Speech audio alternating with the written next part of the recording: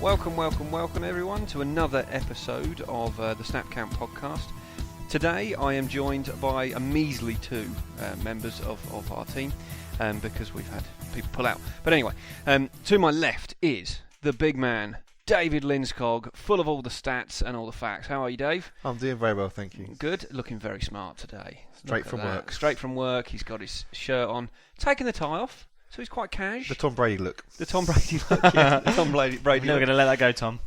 And we have a new title for Danny, the spreadsheet Jerem. Who has, Just sounds dirty, if anything. It does sound a little bit dirty, actually, yeah. But it will become evident later why he is now called the spreadsheet. So today we're going to be focusing on... well, we're quite lucky, actually. Today is Tag Day in the NFL, so we've had quite a lot of news coming in. Unfortunately, being English, we have the timings a little bit skew-if, so they are still coming in. So we'll give you some live updates if we get them. But we'll be talking about the franchise tags that have had happened today. We'll also be talking about any other cuts and any other news that's been around sort of around the NFL this week.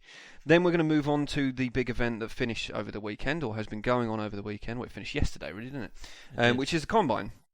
So we chatted through last week about what the Combine means. So we're going to have a little chat through, the top performers, anybody who did well, anybody who did rubbish. I think Dave has got a rock-hard quiz for me and Danny. Wonder where that was going for about boom and busts. Thanks, Danny. About boom and busts of previous years. We're probably going to get them all wrong, so we'll apologise in advance. And then we'll see how far we get through. So, starting with some news, which, as I say, we'll start with the tags. Now, I have, via my cousin, a chap called Tom Mullally, he did ask me the other day what a franchise tag actually is. So we're going to explain a little bit what they are, and we'll start with franchise tags, and now they can be both exclusive and non-exclusive, Dave, right? Yes, that's correct. Okay, so go on, explain them. Well, an exclusive franchise tag is when they tag that player is theirs for the season unless they want to trade them or give them a long-term contract deal. So, for example, recently, today, Von Miller's got off the exclusive franchise tag. It's only for a year, though, right? Yes, only for the year. And the other type is the non-exclusive tag, which I believe has been given to Kirk Cousins and was given to Jimmy Graham a couple of years ago, where they'll give them the tag, and then the player, if they receive an offer for the player, they can either match the offer or they receive 2 first-round picks. Yeah, so not many teams will give up their 2 first-round picks unless it's really a player that they desperately need. So, for example, we'll talk about Kirk Cousins now. You've got to expect that he's going to be a Redskin next year, really, isn't he? Well, being a quarterback, say, for example, Brock Osweiler did leave the Broncos, he got a better offer in free agency, the Broncos might go for it. Big ask though, isn't it? 2 first. It's a very unlikely ask, but they're sort of a team that expects to be picking at maybe 27 to 32 in the draft. So losing those 2 picks isn't the end of the world if it's for a quarterback. That's a fair point. Is Kirk Cousins the man though? I mean, he had a good season, but before that, he's been a bit shaky. Danny, do the Broncos like that? Do they like that? Well, I suppose more the question. I suppose the question with the Broncos is in that situation, is he better than Brock? Or are they going to be able to keep Brock? Guys, let's calm down because Manning hasn't retired yet. Let's not forget. He has to, though. There were reports that he wants to keep playing. Yeah, but I saw something on Bleacher Report saying he was tempted to carry on playing, but his opportunities to play were sparse. It's because he's too old. And maybe he's not the player he was. No. By a long stretch. And I mean, it is a shame because you can tell his mind isn't too old. He's still one of the cleverest players out there, but his body is knackered. Well, a lot of people have said that he could probably go straight into a GM role if he retired. There was linked quite a lot with the Titans. Oh, okay. Because they've got Bill Poylan, who's a former Colts GM, so very close to Peyton, and basically there was talk he'd go straight into that job. Good place for him. I mean, I think we said in a previous podcast that coaching, management, things like that would be perfect for Peyton, and he's going to end up doing it at some point. Yeah. So the other kind of tag which has also happened today, Olivier Vernon of the Dolphins has got what's called a transition tag, which is very similar to your franchise, a non-exclusive franchise tag, other than you don't get the picks from it. Is that right, Dave? Yeah. So teams can make an offer for a player, and you can choose to match it. So I believe a couple of years ago, the Browns transition tagged their centre Alex Mack, and the Jacksonville Jaguars came in and made a very large offer for him, which the Browns matched. But as part of that deal, Alex Mack does have the option of opting out of the contract this year early. So the Browns are desperately trying to renegotiate.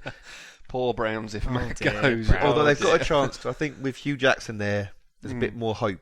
Most hopeful in the Browns era for a while. They can see light at the end of the tunnel. Well, Hugh And Jackson it's in the form of Hugh Jackson. Yeah, very good for the Bengals. You think? So Yeah, he's going to I be think- good for the Browns, maybe. I think they've had hope before that's crumbled away, but something's got to work for them eventually. Exactly, You'd something's think. got to work. So there's a bit of kind of a very brief explanation of what the tags mean. So in essence, teams can, when their contract runs out, they can opt to franchise. They can only do it on one player, but they per year, but they can opt to franchise tag their player, which is in essence means that they're going to keep them for another year. And transition tag is kind of I suppose a watered down version of that, really, isn't it? So big names, lots of big names coming through today. To mention a few, Alshon Jeffrey, I think he was one of the earliest ones that was mentioned. I think as he a was tag. tagged on over the Monday. weekend. Very smart move. I feel, if he can stay healthy. It's turned the wide receiver free agency class into basically scraps. Yeah. Well, Riley Um, Cooper's probably the next biggest name, I suppose, out of the wide receivers. There's Sanu, Marvin Oh yeah, Jones. Sanu. I think Forget about Sanu and Jones. Travis Benjamin's a free agent this Still year. waiting for someone to excite me. So I think Riley Cooper's It's still not going to happen. Riley Cooper's still not in that top 10, I don't think. No. But The excitement levels. although are they low. might get overpaid because the receiver class at the combine didn't exactly blow the world away with their speed. No, that's very true, and we will get into that. But you're right. I mean, there's not really that much with regards to wide receivers kind of coming through either way. So very good, very smart move from Chicago. Obviously, I'm going to think that, but very smart move. So, as we mentioned before, Von Miller has been franchise tagged. I think, Danny, we all saw that coming. Yeah, I think the only way that wasn't going to happen would be if they'd managed to give him a long-term deal before the franchise deadline. But obviously they've got quite a few things to try and manage with Malik Jackson and obviously Brock Osweiler, as we've already mentioned. What would you do? I if would have you were franchise Broncos? tagged Yeah. Von So Miller as well, 100%. what about with Brock and Jackson? I think Brock needs to be their next priority, unless they've got some. Because you've got to think where Magic they medicine are in the for draft, they're not Hayden. going to get one of these top name No. quarterbacks, really, are they? No. And and running with a rookie quarterback from a Super Bowl winning team, you don't really want to do. You want to come back strong next year. And I think Jackson, whilst he was very, very good, I think maybe yourself, Dave, or somebody else mentioned earlier that they've got such a strong defense that plugging a rookie in there would be fine. Well, you'd think it would be fine. And Jackson, out of that defense, is probably the fifth or sixth most important part of the front seven. So you can replace him quite easy. And especially this draft, there's a ton of defensive tackles, nose tackles. You can easily get one deep. where they're picking in the draft. That is arguably the deepest position, really, isn't it, at this year's draft? So other big names that have been tagged, Mr. Josh Norman. I don't know whether he's actually officially been tagged, but it was certainly news earlier. I think he has. It now. came through earlier. I It think came that's through On the earlier. drive up. On the drive up, It's, my word. So really, Yeah. action. And I think Cordy Glenn got tagged, which also He resulted in quite a few bills getting cut. It did, yeah. Well, we kind of had a bit of a discussion earlier about this, didn't we? Where you weren't convinced that they'd be able to afford it, which I think was a valid point because they do have cap issues, but they have got shot of Mario Williams, the big defensive end, and Booby Dixon. And Or also Anthony a Dixon, I guard, should say. Ubik. Yes, they guard Ubik as well. So that's 3 players out the door. The problem is that probably still puts them back to zero with a Yeah, franchise I think tag. they're still trying to manage Yeah. the finances because But they put themselves in a bit of a mess. smart move. He's very, very good, Cordy Glenn. I mean, he's one of the best in the game at the moment. So, and arguably he is one of the reasons why they did so well on offense last year. So you've got to think, go for it. Mario Williams is past his prime. He had a dreadful year for him. And he's vocally unhappy at the team. He is, and he you don't is. want someone like that that's bad mouthing your coaching staff. I'd say that's unfair on him. I think it's more scheme fit. I think he's only 31. I think there'll be quite a few teams now will be on the phone to his agent, maybe the Giants, the Bucks, the Cowboys, I who agree. need Okay, pass rush yeah. help, and he'll go in there and have a big season. I think if he put in the right scheme, he's still young enough to produce. Fair enough. Maybe it was a little bit unfair, but he's not. But it still stands. He's not what he was a few years ago. He's still got a lot of value to any team. that needs that kind of player there. But he is not what he was last year, and they need O-line more than they do him. And Anthony Dixon going, they've got McCoy and they've got Carlos Williams. They don't really need Anthony Dixon. They can, I'm sure, if they need another running back, they can get somebody from somewhere for cheap. And having to let the centre go, obviously they felt that Cordy Glenn was a better prospect there. Mo Wilkerson, big discussion in a bar in Nottingham on Saturday night with our good friend William, who is a Jets fan, by the way. Big argument between you and him, Dave. Would you say? Well, remain civil. I took exception to him claiming that Wilkinson was better than JJ Watt. Oh wow! Yeah, big words. He was drunk. Silly words. And he was a very passionate young man. He believes his values. He believes in the Jets a lot more than anybody else does. So much so that most times in our fantasy football league, his team is 50% Jets players. He does. Yeah, he does. As I've mentioned before, we do have a rule where you have to have two players. It takes it to the extreme. Will more than regularly have 6 or 7 Jets on his team. But he's got that belief, which is nice. Yeah. His passion. And Wilson is, without a doubt, the second best of 3-4 defensive ends. Yeah. Just what is amazing. Yeah, I mean, exactly. He did say that he plays in an easy division, which is technically true. But he could also argue some of the O-line in the AFC East is pretty poor. With the Patriots last year weren't great there, the Dolphins. And the thing is, that would be a good argument if Watt was only good against those teams, but Watt is good against everyone. Watt doesn't care who it is. And arguably, Watt is still great, even when his defense isn't firing on all cylinders. Mo Wilkerson is very good, but he's got a very good D-line or front seven around him. But he has been franchise tagged, which I think we all saw. I think there's some people that are a bit disappointed. They're like, I know Gary, a Giants fan, was hoping that he was because they are quite strong in that area with Leonard Williams as well. But unfortunately, he's not going anywhere. He's not available. He's staying in New York. Although there is rumours, which Will did say, that the Jets would tag him and trade him. Yeah, he was getting obsessed. He kept saying that people would give up a first-round pick for him.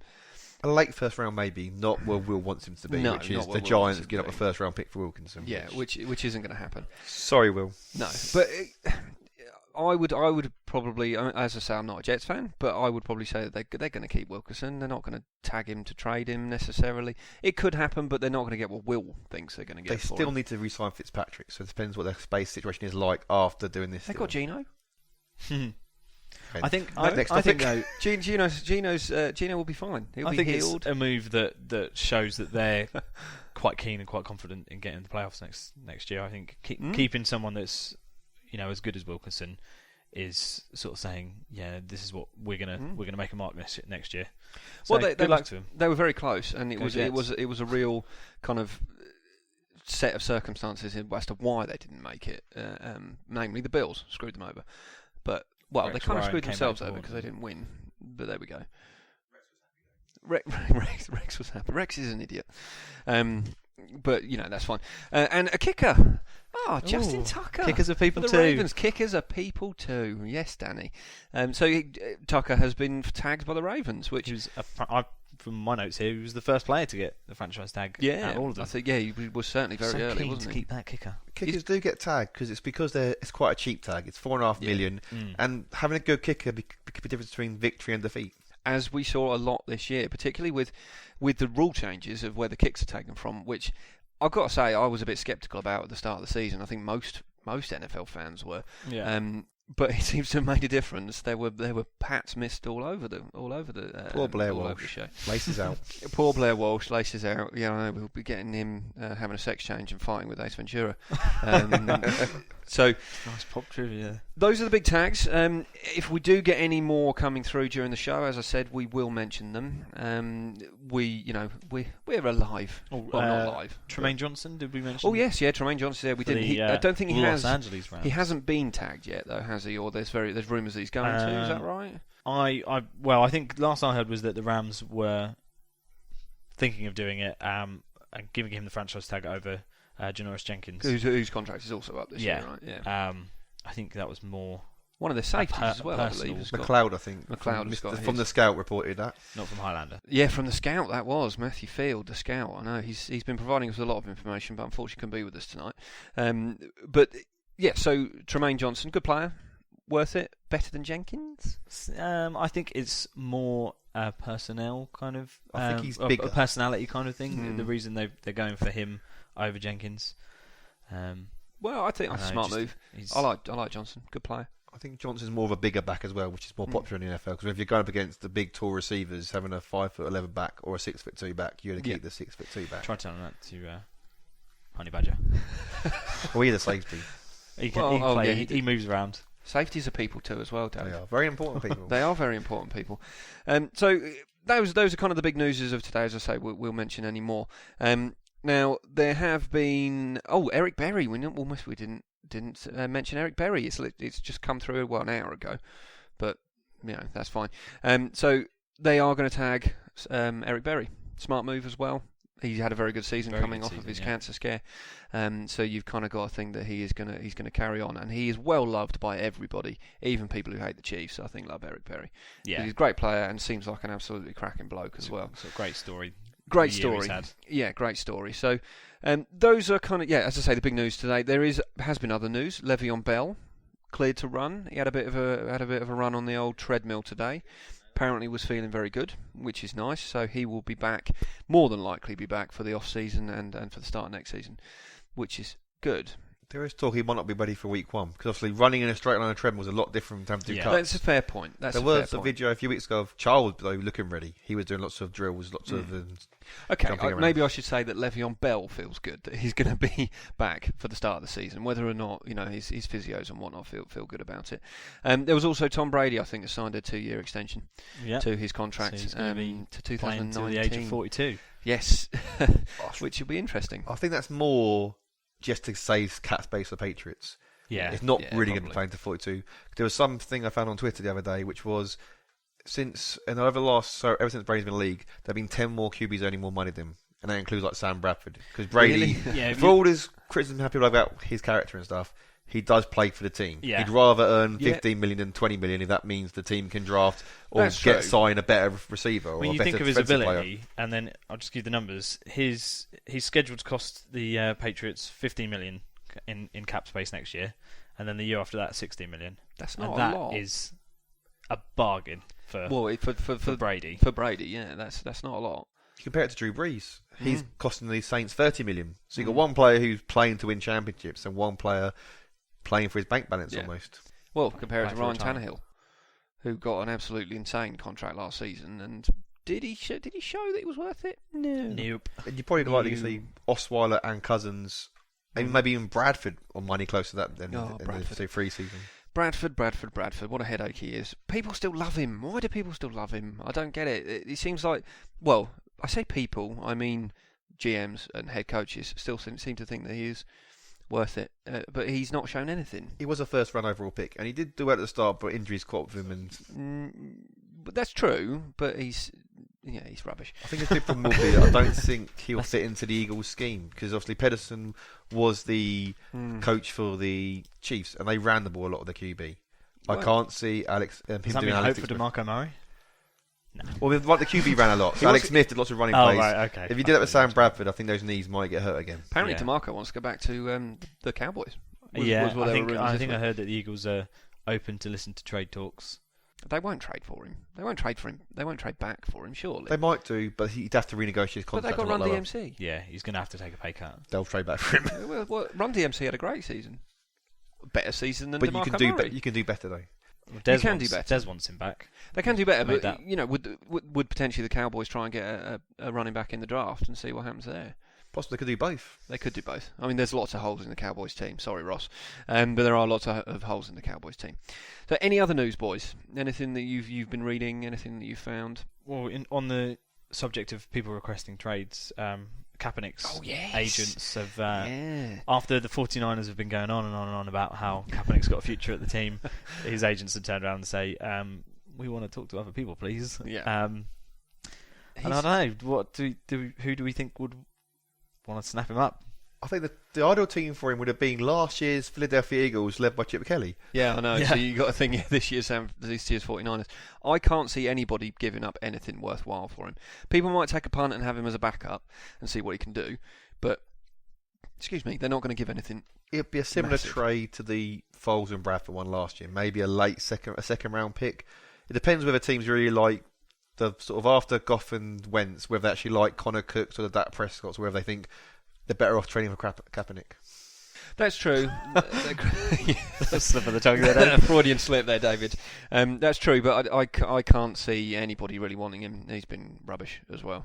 Yeah, he had a shocking year. He's And had I a know- shocking couple you of think years. of the teams that need QBs. The Browns can easily draft one with the second pick. Yeah, because they're high enough.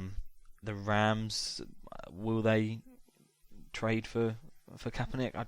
I can't see them. I think they've got a lot of needs. Is he a elsewhere. big step up from what they've already got, though? Is Yeah. the question, and probably not. And Foles is probably. Dave has got his thinking the eyes cogs on are there. turning. I think you probably, if you give Kaepernick the right weapons and the right offense, he's probably better than Foles. Is he? Yeah, it's just sadly the Rams haven't got the right offense. Is he? I think he is. Is he? He has got to the Super Bowl before. Yeah, but yeah, all right. Fine. That's And it. I'm not a big Kaepernick fan, but Dave has spoken. No, that's fine. Dave has spoken. Kaepernick is going to the Rams. You heard it here first. He knows. He's got the phone number of Jeff Fisher. actually, I think they'll go for Brock. I think they'll make a big bid for Brock. Yeah, but will they get him? This was his prediction in the car. They've got more cap space than the Broncos. They can make a big move for him. That's very true. Is Brock worth it? Well, it depends. If the price gets very high for Brock, will the Broncos be willing to pay it? If the, I think he showed enough this year, didn't he? He held his own. depends though. If the He's Broncos want not to spend anything special. 12 million a year on Brock, and the Rams come in offering 15, 16, 17, will the Broncos get in a bidding war? That's true. Right, so I think we need to move on to our main bit of today, which is the combine. Woo! So as I said before, the combine finished yesterday with the defensive backs. I think overall it's fair to say that it was a pretty slow combine. In that the 40-yard dash didn't really start kicking off until yesterday. Danny, is that fair Chris assessment? Johnson could sleep soundly, really, with his records, quite comfortable. It didn't really get a challenge. No, I think the closest was that little-known running back Keith Marshall, really, wasn't it? What was it? 4:31, I think he got in the end. I can't remember. I think it was 4:30. It was around there. It wasn't within the 4:30. 4:31. 4:31. But not even really on the rankings for being drafted. No. Keith Marshall. So do you think that's pushed him up into people's minds? It's got to, hasn't it, Dave? I think one thing I mentioned during the combine showing on NFL was that a lot of teams tell their draft scouts, do all your reports before the combine, because they don't want them to be influenced by a quick 40 time where if they're watching the tape and that player's not a great running back and then he runs a really quick time, they're not going to suddenly go, he's amazing. Worth a punt later rounds, though. Potentially, or I undrafted. think he could be a or special undrafted. teamer. He could, yeah. He was actually, not only was he the fastest 40-yard, but he was also he had the most reps on the bench press for the running backs. So quick and strong. Mm-hmm. And he's been stuck behind a few people on the depth chart at Georgia, so Yeah. maybe he's got more to show. Yeah, I think he would be worth a punt later on. Put him on special teams, and then if he impresses, you never know, we might see more of him in the future. So what we'll do, I think what we might as well do, because I mean there are a lot of rookies that we could talk through, and we could again, like last week, we could be talking forever. But what I think wouldn't be a bad idea is if maybe we just talk through the top 20 potential draft picks. So we'll kind of do 5 at a time to start with. So I'll read them out, and then we can say how they did, whether or not they performed, etc. So this is some data that we have got off of. I believe it was CBS Sports or something like that, wasn't it? So, if anything has changed, then we apologise for this, but this is the data that we had at the time. So, the from 20 to 16, there was Jalen Smith, who is an outside linebacker at Notre Dame, Taylor Decker, who's a offensive tackle at Ohio State, Robert Good luck with this one. I'll say Kemdishi. Kemdishi, I like that's that. good. Kemdishi, I think you that's nailed it there, probably Dave. right. I think that's probably right. But he was defensive tackle from Ole Miss. Darren Lee, outside linebacker from Ohio State, and Reggie Ragland, inside linebacker from Alabama. Anyone jump out at you as having performed well, Danny? I think Darren Lee impressed across the board. He led in terms of his position for the broad jump and the shuttle drill, and generally was and the 40-yard dash as well. Oh, 40-yard dash as well. Yeah, so I did not know that one. Well, actually, yes, there's controversy on that, isn't there, David? That you've unearthed. There was a little video of the time stopping a little bit early, but still a 4.47. So it would have been maybe a 4.5. So still a very impressive time for a linebacker. Quick guy. I mean, there's been a lot of reports about him being a coverage kind of linebacker instead of a pass rusher. But with speed like that, he could pass rush potentially. I think it's similar to what the Cardinals use, like Deion Buchanan for, sort of the quick, powerful, small linebacker, not necessarily the big run stopper. Good player for filling in that role, though. If anybody needs coverage linebackers, good player. I think I agree with you. He was one of the players that I saw. I particularly liked Ken Dichie as well. Another quick defensive tackle. Big lad, pretty strong, did very good in the bench press, very good in the vertical jump. I think got the highest in his position there as well. He's from Ole Miss, who I like very much as well. So he seems to be quite a good option. I think he did have some issues with drugs and things, or something like that. I may have made that up. An issue where he fell off a balcony and was suspended for the key ball game for Ole Miss. That is an issue. That was it. And also, I don't want to defame his name with drugs. Probably wasn't drugs. I think it was alcohol. But whatever it was, he was silly. Was he planking? Was someone trying to bring that back again? Also, I think he struggled very badly in interviews. I think he came across as immature. I think I've heard something that at least 15 teams put him off the draft boards after interviews. But again, I mean that could put him down. Later, maybe start the second round, third round. It could be a bargain. I still think he'd be a first round pick just because of his athletic ability. Yeah. I think one team that definitely seems to take chances on players. Cowboys. No, not Cowboys. Oh. I'm thinking Seahawks. They need a defensive tackle. They took Frank Clark last year, so if he drops to where they are in the first round, they may look at the pros and cons and think they're used to players not liking press conferences in old Marshall and Lynch. So yeah, he could have a place there. So those are the kind of the first five, I suppose, from 20 to 16. Next one's 15 to 11. We've got Andrew Billings, who's defensive tackle from Baylor, Vernon Hargreaves, a cornerback from Florida, Shaq Lawson, a defensive end from Clemson, Ezekiel Elliott, a running back from Ohio State, and then at 11 is Mackenzie Alexander from Clemson, a cornerback from Clemson. Anybody there, Dave, that you'd like to have a talk about?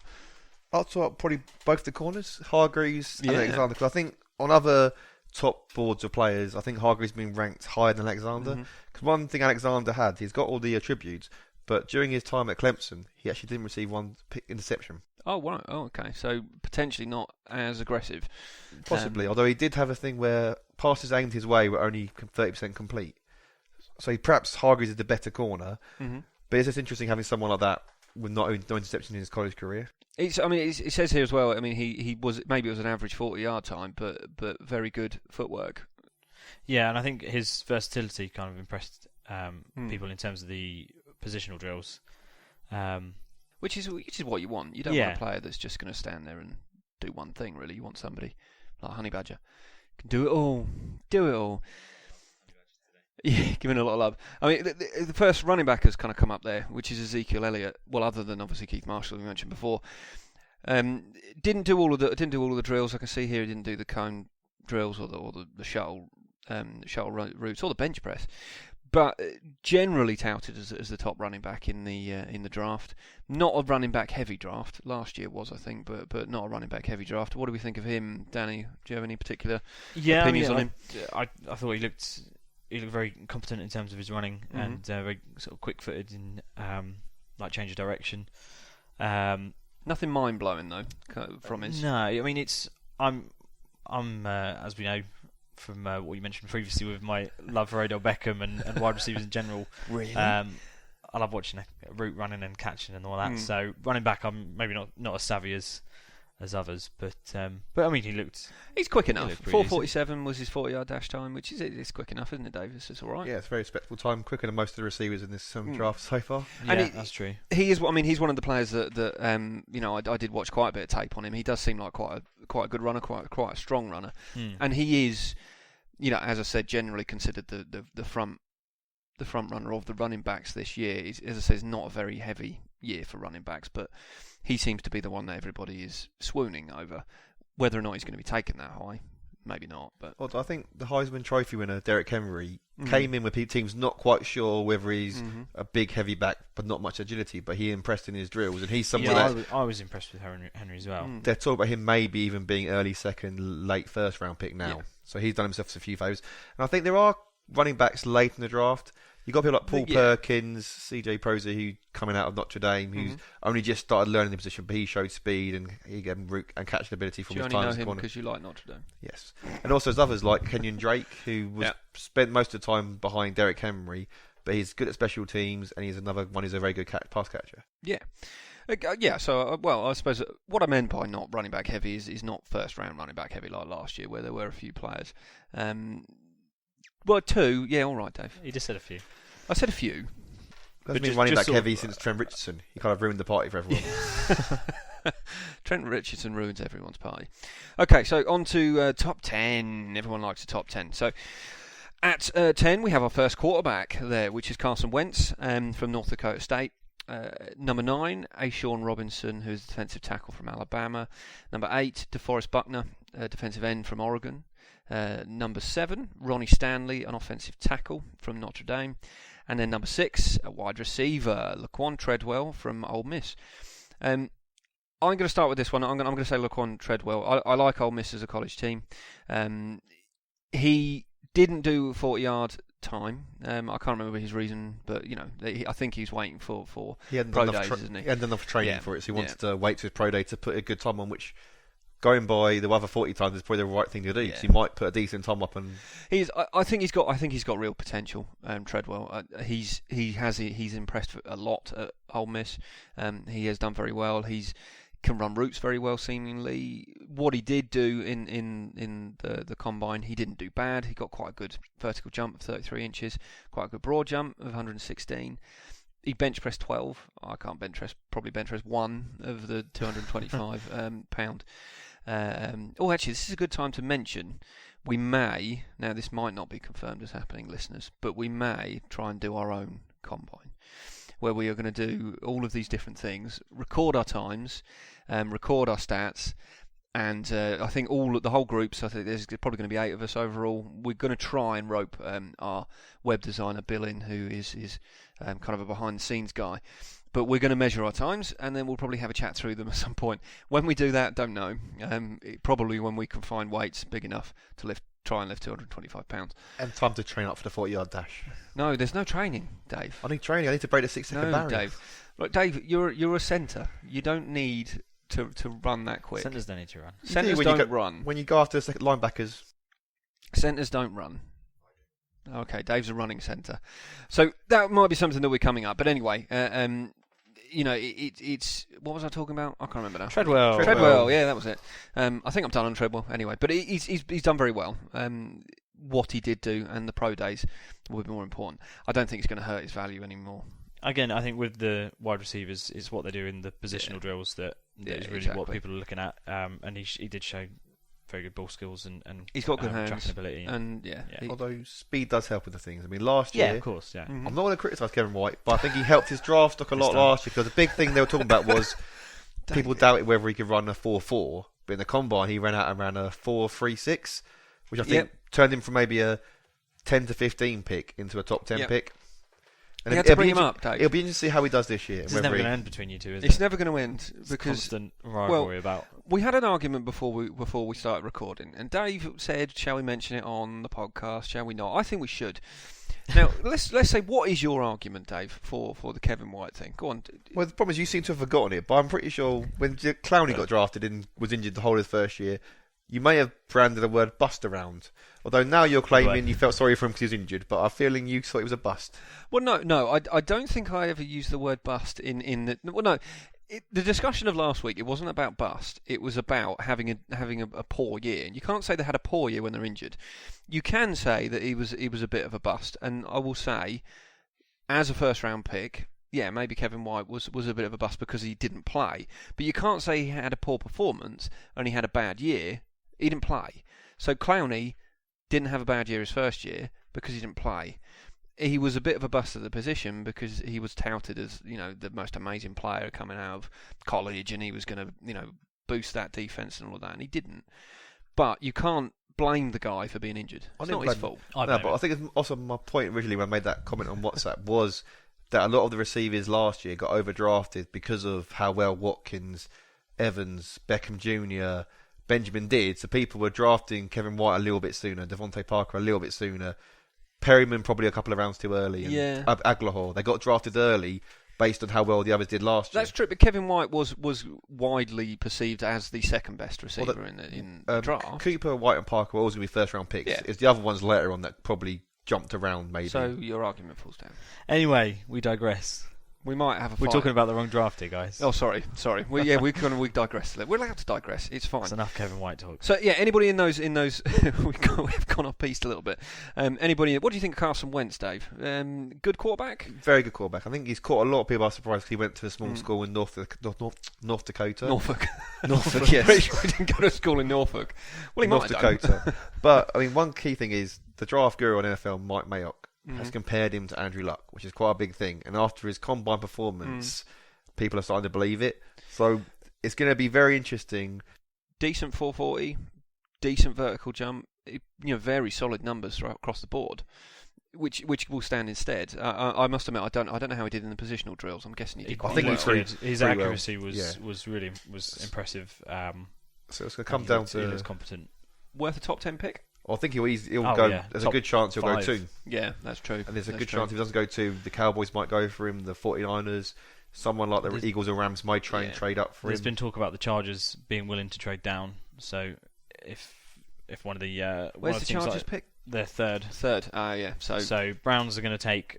In my opinion, Browns will take either Goff or Wentz at 2, and then if Chargers manage to trade down for one of the other teams that's after a quarterback, then they could go back to back. Well, I suppose that leads us into the top 5 as soon as you've mentioned Goff. So 5, Miles Jack, outside linebacker from UCLA. 4, Mr. Goff, Jared Goff, quarterback from California. Number 3, Jalen Ramsey, free safety from Florida State. Number 2, Laramie Tunsil, Ole Miss defensive tackle. And then number 1 is Joey Bosa from Ohio State, defensive end. So Goff, either Goff or Wentz, you think I think teams are going to have to look at a lot of tape between the two because it is between the two of them. There's a drop off, I think. Yeah, similar numbers as well from what they've got, and both of them impressed in the position drills, it seemed. And I think I'm going to hope I get this the right way around, but I think Goff is being touted as the one that's more ready to go straight into a team. Sort of plug and play, whereas Wentz is the more long term. So in essence, Goff is kind of like your Winston of last year. Winston was kind of touted as the ready to go player, and Teddy Bridgewater the year before was touted as ready to go. So there's one similarity Goff and Bridgewater. Is Bridgewater dropped because teams got worried about his size and in particular his hands. And one thing that came out about from the combine was that Goff's got quite small hands. And the NFL does seem to have quite a bit of infatuation in the size of hands. Mainly because of fetish or something. Fetish for cold weather. Hands. They worry about whether a QB can grip the ball properly. So some teams may get funny about it. Little things like that can make a big difference. They could do, but he's still going to go high because them two, they are. It's not a bad year for quarterbacks this year, as you got to say, but them two are kind of a cut above the others. Yeah, Lynch afterwards, Connor Cook, maybe even Hackenberg. I wasn't impressed with Lynch. I was watching his positional drills and like his passing, and his accuracy was not what I expected from someone that's been sort of touted as the 3rd, 4th best QB in the draft. I don't know. Maybe I need to look at some of his tape, but I mean, the thing, as we said before, it's one day. It is one day. So teams will probably look, but it does make a difference. We have mentioned some players that have done themselves a lot of favours with the combine. And maybe there are some players that haven't performed brilliantly. Obviously, in the top 20, they overall have performed quite well. I think the only question there is a question mark about Miles Jack because he's been injured, hasn't he? He tore his meniscus last year. September. So there are question marks, but he is widely perceived as the best linebacker coming out of college into the draft. Anybody in those top 5, Dave? Who do you think's impressive in those top? Well, I suppose they all are. They're all impressive. I mean, That's why they're I top think five. one man who would have been in that top 5 if it weren't for his injury in January would have been Jalen Smith from Notre Dame. I think That's he true. was him and Jack. If they weren't for injuries, might have been in talks of 1 and 2. Yeah. The one player who not impressive, but one player who's a lot of criticism in the draft was the combine was Joey Bosa, who teams are questioning whether he's got the right production. He's got the agility and the speed, but has he got the production on the field? Well, I remember you saying he's been compared to a certain James Jonah Watt. I don't know whether that's what the JJ is, but it could be fine. Jim Bob Jenkins. Jim Bob Jenkins Watt. They compared his times and stuff, which are very similar. The difference is JJ Watt ran it 20 pounds heavier. And JJ Watt did things like he bench pressed more, so it shows what's more powerful and explosive. Yeah. So I think the comparison between those two is a very dangerous one. I think Bosa will still be a top 10 player. Just teams have maybe got a temper what they expect to get out of him. Yeah. In terms of sacks. I think it's always a risk when you start saying so and so is the next so and so. Oh god, yeah. Because but they do it all the time. It's always going to be the people that you're going to be comparing them to the people that are special players. Otherwise, it would be a pretty boring comparison. Well, yeah, and there's a reason that those people are special players, and it's not like I remember Mariota last year Watt was Marcus Mariota was compared. He was the next Alex Smith. I think was one of the ones that came out. Maybe it's not always someone exciting. Alex Smith is actually, we're down on him because we are big fantasy players and he's not a great fantasy quarterback, but he is in real life. He's not bad. He was the first pick in the draft. Yeah, he's quite a solid quarterback. He's not an exciting quarterback to watch though. Aaron Rodgers. That's the big one. There you go. First mention of the Packers. It took a while. I think out of those, Jalen Ramsey, he's a big lad, but he showed that he can haul ass, I suppose. He's quick, but he is quite a big safety, or big body safety, or cornerback, depending on where he decides. Or cornerback. He played corner at college, but most teams regard him as a safety. But I think he can play anywhere. He can play anywhere. He can do what he likes. He's a good talent. So those are the top 20. Some good names to look out for there. Coming up to the draft. As we've said before, good thing to do is have a little look at your team. I will use the Bears as an example. So we need quite a lot. We've got quite a lot of holes filling. But linebackers, for example. So you want to look at people like Miles Jack and Darren Lee, as we've mentioned before. So best thing to do is do that. Find your team, look at what they need, and have a little look at some tape. It is very addictive.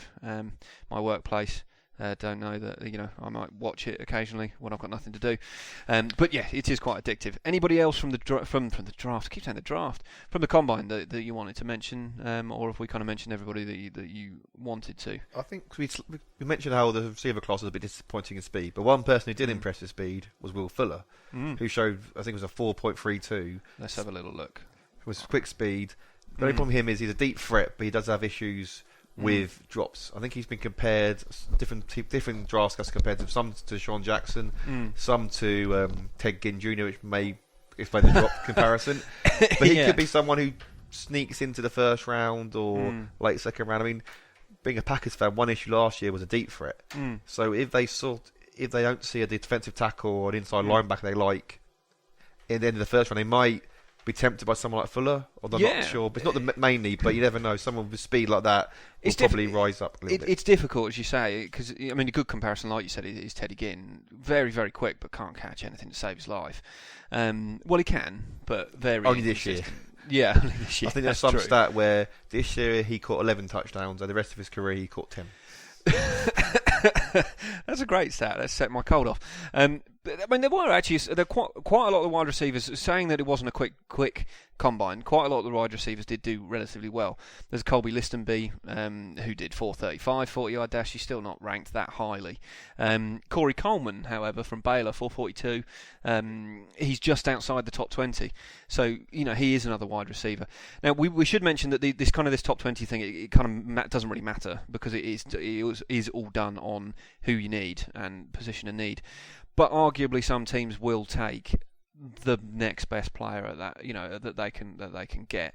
So we might find that some of these players are going a little bit earlier than expected. We might find that some are going a little bit later. You're going to get injuries. You're going to get all sorts of things going on. So it is a it's a very important part of the draft, but it's not the be all and end all.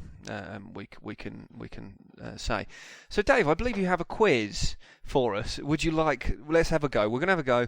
There's probably going to be lots of you out there who are much better at this than we are, and I doubt we're going to get any of these right. But I presume you're going to read the question. We'll have a guess each, and then we'll go. Exactly. So, scouting combine, boom or bust. Right. 2 players at a position. I'll give you their stats, and you can tell me if they're a boom or a bust. Okay. Also, we don't have to guess which player it was. I'll tell you afterwards. You tell us afterwards. All right. Okay. So, first one, his 40-yard dash was 4.3 seconds. Quick. His 20-yard shuttle, 4.18.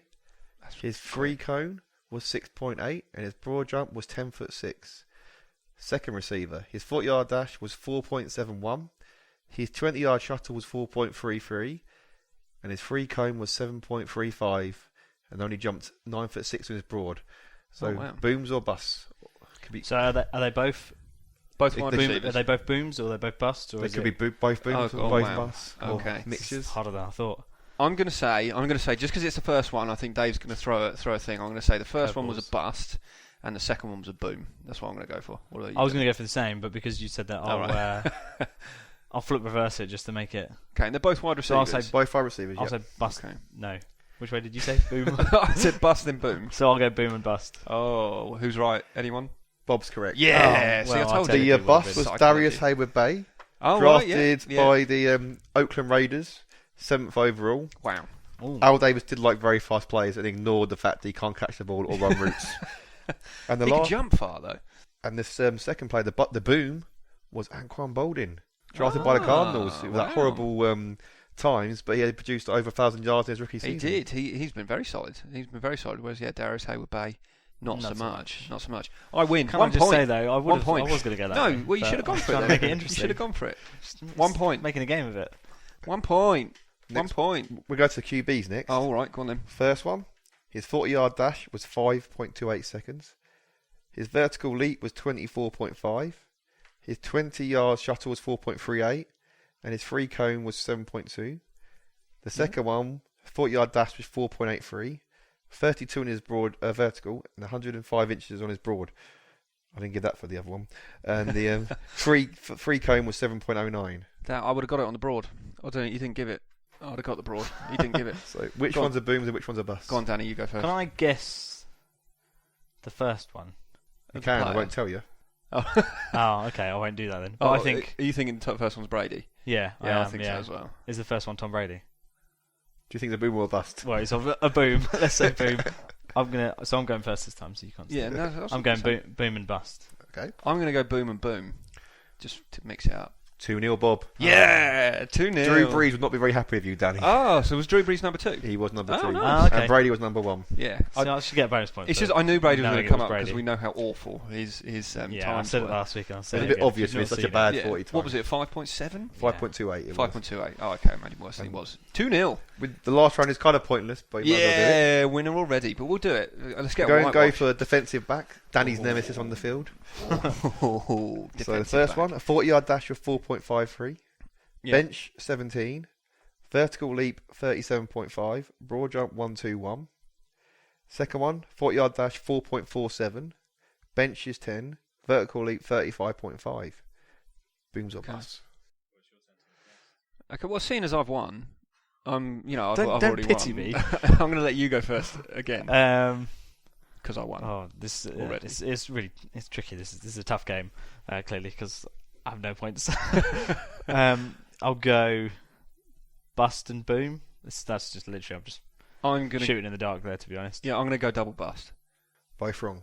Oh, The first one was Marcus Peters. Oh, really? Yeah. Oh, wow. The second one was a man named Andre Woolfolk. I don't know much about him, but the Titans drafted him first overall a few years ago, and they drafted him ahead of Charles Tillman, your old favourite. Oh, Tillman. So he was a very big draft bust. He was I love Tillman. Love there you go. Peanut So Bob Tillman. wins 2-0. 2-0.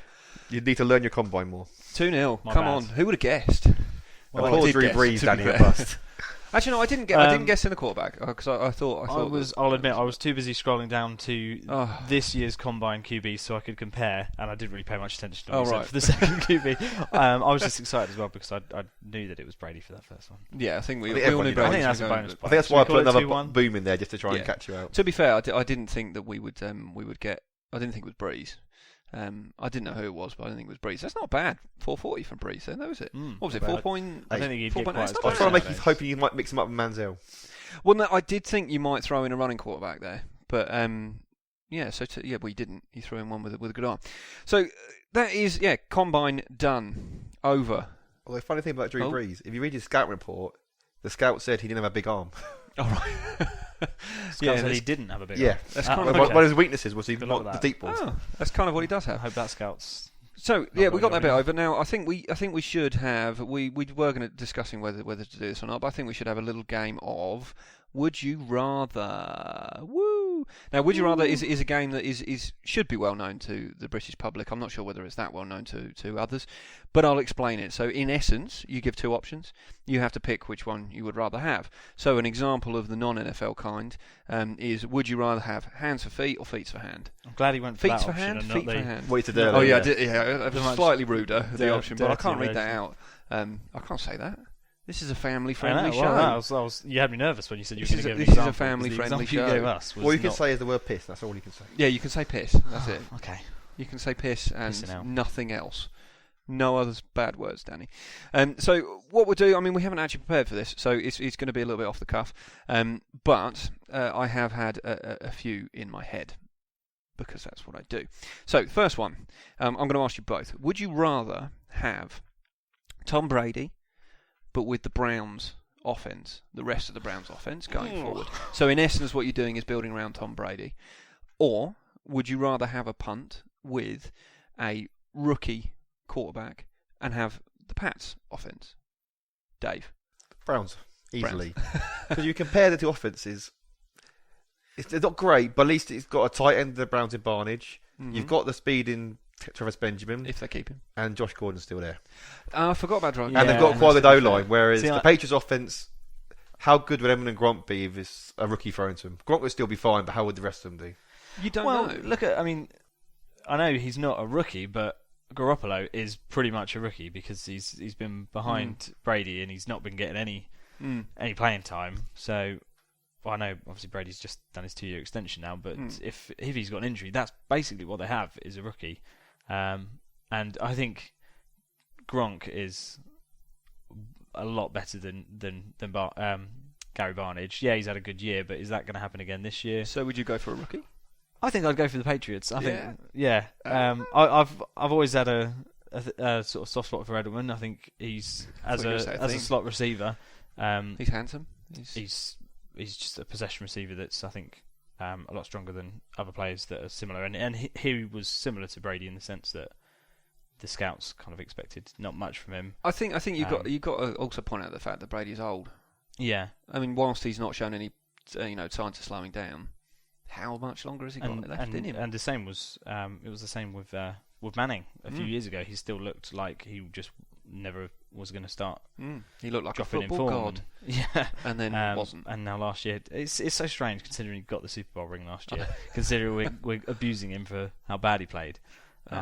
There was a Bless nice him. quote about Manning I saw after Super Bowl where someone said that all his career Manning's been carrying teams to playoffs in one Super Bowl, and his last year the team carry him to one for a change. It's like a thank you. Yes, I mean, we've talked about this a lot, but you can't take it away from the guy. I don't begrudge him winning it at all. I think no, he's I'm had not such a saying that career. at He all. has deserved them in the past, and not necessarily got there. And like you say, he has carried teams that have been less than successful. So I like him. Dave, you look like you've. I was thinking back on track sort of thing with Yeah. One thing I say about rookie QBs is it's a big lottery. You could be end up drafting the Cleveland Browns. You could have to keep drafting a rookie every 3 years and never Yeah. find the right one. That's true. But again, with the Patriots, I think Dion Lewis, when he's fit again, as their running back, is a lot stronger than anything that the Browns have got. True. He is. Despite their attempts at trying pretty much everything they can But- at running back. Look at the Detroit Lions, Megatron, and they've got people like Reggie Bush. They've had running backs and receivers, but if you haven't got the right quarterback, you ain't going to get to the playoffs very often. No, Once. that's true. But the NFC North is quite a tough division. It's a very tough division. Yeah, maybe not for the Bears, but normally Well, it's a tough division for the Bears, but not because of the Bears. I was A couple wondering of years ago you were there. trying to, I thought you were Couple of years giving the ago, Bears a we bit too have our much credit moments. there. We have our moments. Dave, have you got a would you rather that you can Yep. think of the topic? Go on then. Would you rather win the Super Bowl once, but never make the playoffs again, or rarely make it, never get to the Super Bowl again, or always make the playoffs but never quite win it? Basically, it's the Jets or the Bengals. I've got to say, for me, I would rather win it. So like the Bears then. Why? Why? See, I'm gonna have to side with you on this as well. Yeah. As a Cardinals fan, who for the past few years we have been getting in the playoffs and haven't been winning the Super Bowl, and we've never won it in our entire history. I'd be more than happy if we won it next year and Never win I it. could just. So you go for the rest of your career being like the Cleveland Browns. Yeah. Well, that's maybe a bit too much of a drop off. See, I have this because of the 85 Bears. That's it. I've had nothing for the last 30, See, I want the 31 2016 years. Cardinals. Exactly. So I've had nothing for the last 30 years. But do you know what? I still love the Bears. So yeah, I'd rather have that. What would you rather have? I'll probably have the Super Bowl as well. Yeah. But that's the thing. That's what you want. That's the title. That's what everybody strives for. So I liked if you how never you win tried it, to critique our choices, but then when we asked you what yours was, devil's advocate. That's what Yeah. we What do you want to do on a podcast? Devil's advocate. Danny, do you have one that you can think? Blimey. Don't take too long. I'm going to go with, this is a little bit Facebook inspired. I saw something that was comparing receivers. Would you rather my boy Odell Beckham? Yeah. And I'm not going to say Antonio Brown because that would be too much of an easy choice. Would you rather Odell Beckham or Julio Jones? Jones. Reasons? Well, for me, Attitude. yeah, attitude. It's Oh, I knew you attitude, guys would say and Beckham is a child. He's a young player as well, though. He's acting like he is, but Julio Jones isn't that young. I suppose Julio Jones has had the injuries. I kind of forgot about that. He's had the odd injury, The but doubt is sinking in. it is sinking in. I think it's a very tough choice. If I'm honest, if I'm brutally honest, I think it's a very tough choice between the two because they're both great players, and they both arguably have not so great quarterbacks, but are still playing at like the top of their game. But I just like Julio better. I think he's better on and off the field. Dave? Same reasons. I think the way he behaves and like the way I think also it's because he gets so round up by press coverage. It shows a weakness. So teams can go against him and think if we get rough with him, he's gonna throw his toys out the pram, push us around, maybe get himself ejected. Whereas Jones is just gonna beat you. I mean, you saw him Jones against Josh Norman. I think he got quite good yards against Norman. I think Jones was one of the only receivers that actually dominated Norman in both games. I think, even though the Falcons were rubbish in that first game that they played, but Julio Jones, he's a strong receiver and he can just muscle people out of the way. I don't think Beckham's brilliant. Can I have both? No. Oh, can I have both? Can I? Crazy. Can I have both?